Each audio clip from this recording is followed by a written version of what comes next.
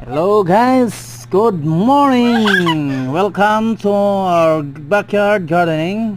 Sa mga bago pa lang nakapanood ng ating video, please follow na din po para kunting tulong na lang din sa akin. So, may tips tayo ngayon sa ating pipino. Ayan, kung paano mapahaba ang buhay or lifespan ng ating tanim na pipino. So, kailangan talaga mataas ang kanyang poste. Kailangan talaga yan mahaba ang gapangan para hindi madaling ma-crowded ang ating tanim na pipino, no? Ayan. So yan ang ating pipino.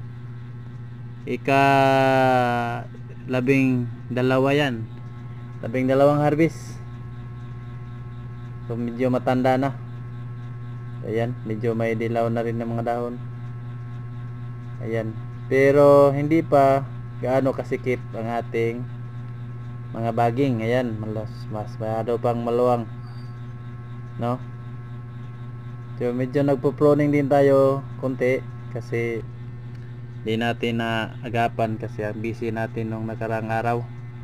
So, ayan, kung isa ding paraan para mapahaba ang lifespan, ito ang paglagay ng abono. Kailangan talaga ng abono ng ating tanim para maging healthy ang mga talbos, no?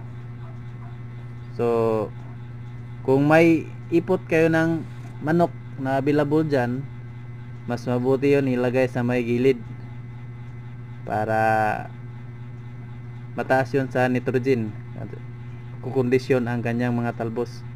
So, yun lang guys, ang aking backyard gardening tips. Thank you for watching. God bless all.